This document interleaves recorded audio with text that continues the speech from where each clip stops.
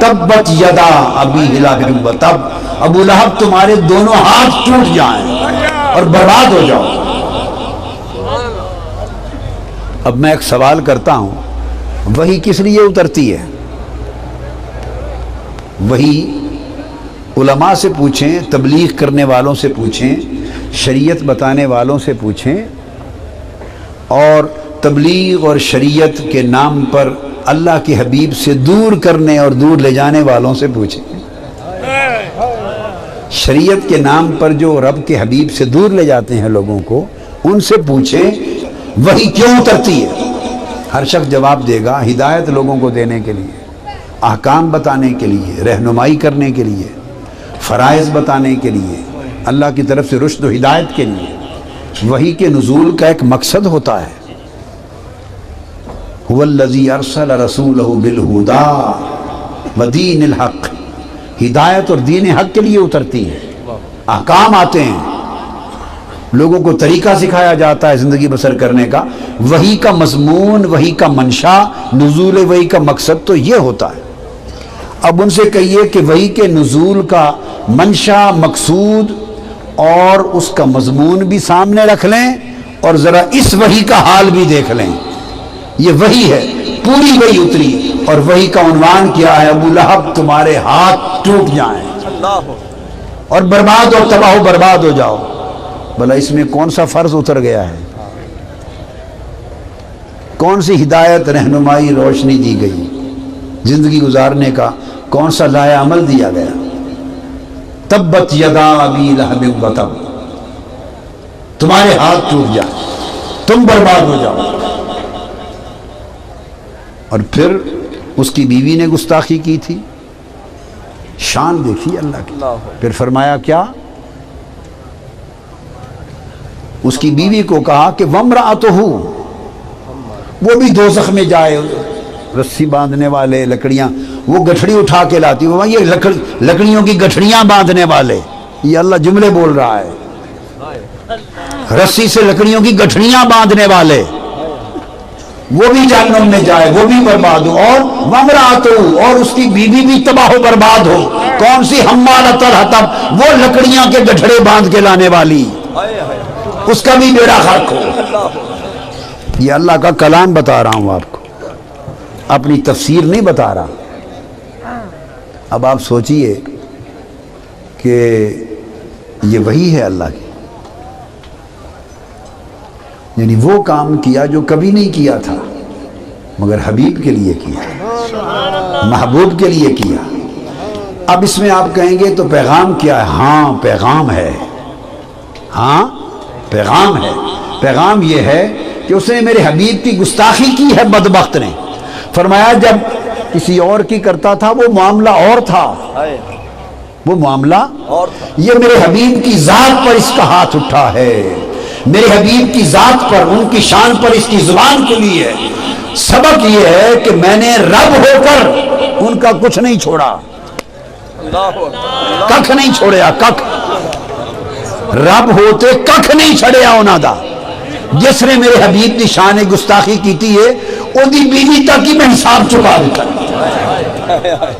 اشارہ یہ ہے کہ ہر بات معاف کر سکتا ہوں، ہر بات گوارا ہے، ہر بات پر معافی ہے، ہر بات کا رد ہے، جواب ہے، ہر جواب کی ایک سطح ہے۔ مگر جب میرے حبیب پر کوئی زبان درازی کرے گا، گستاخ ہوگا، اس کو ایسا جواب دوں گا کہ نسلیں یاد رکھیں گی۔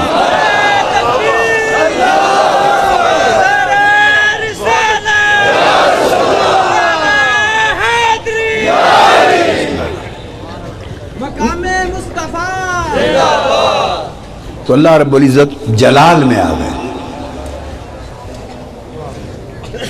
لوگ اللہ کو بھی گالی دیتے تھے، مشرک بھی تھے، اس کے ساتھ 360 خدا کھڑے کیے ہوئے تھے اللہ کے مقابلے میں، شرک کرتے تھے، تضحیق کرتے تھے، کعبۃ اللہ میں ننگے آ جاتے تھے، ناچتے تھے، سیٹیاں بجاتے تھے، تالیاں بجاتے تھے، کوئی بدتمیزی، بےہودگی ایسی نہ تھی جو نہ کرتے، اور اللہ کے منکر بھی تھے، سب کچھ کرنے والے تھے۔ اللہ کی بیویاں بنانے والے بھی تھے، اللہ کی اولاد بنانے والے بھی تھے.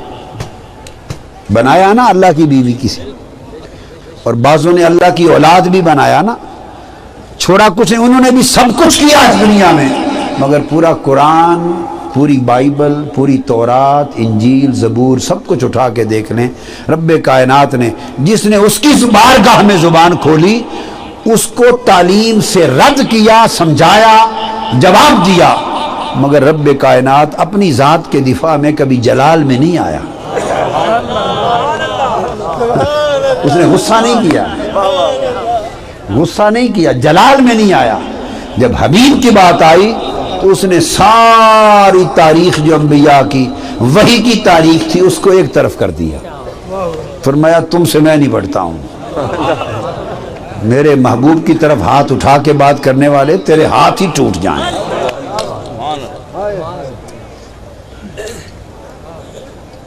یہ ایک نہج دی، سنت دی کہ حضور کے ساتھ اللہ کا تعلق ایسا ہے کہ حضور کی ذات سے نہ گستاخی قبول ہے نہ حضور سے بے تعلقی قبول ہے. اس نے فرما دیا جو میرے حبیب کا نہیں وہ میرا نہیں ہے، جائے جہنم میں، لعنت ہے اس پر. یہ تو اس طرح اللہ پاک نے دفاع کیا، اس طرح دفاع کیا. کسی شخص نے حضور علیہ السلام کو معاذ اللہ مذمم کہہ دیا، محمد کی جگہ مذمم کہہ دیا، مذمت کر دی، برا بھلا کہہ دیا، اس میں پاک کو بگاڑ کے لے لیا. اللہ پاک نے اس نے ایک لفظ برا بولا، اللہ پاک نے اس کے 9 جواب دیے. کیا؟ یہ ایسا ہے، یہ ایسا ہے، یہ بے ایمان ایسا ہے، یہ خبیث ایسا ہے، یہ پلید ایسا ہے. 9 جواب دیے، اور 9 جواب دے کے بھی منشا نہیں پورا کیا. جب آخر پہ پہنچا تو بات ختم یہاں پر کی، عُتُلٍ بَعْدَ ذَلِكَ زَنِيمٍ. یہ حرام کا نطفہ ہے، یہ قرآن ہے. میرے حبیب کا نام بگاڑ کے لینے والا فرمایا بات یہاں ختم کرتا ہوں کہ یہ سب کچھ ہے، اور آخری بات یہ کہ حرام کا نطفہ ہے. میرے حبیب کا نام بگاڑ کے لینے والا فرمایا بات یہاں ختم کرتا ہوں کہ یہ سب کچھ ہے، اور آخری بات یہ کہ حرام کا نطفہ ہے. اللہ کی محبت اپنے حبیب سے دیکھیں کیا ہے. اب وہ حضور کی گستاخی کرنے والا جس کو رب نے حرام کا نطفہ کہا، اندازہ کر لیں کہ اس کی بدبختی کا عالم کیا ہوگا.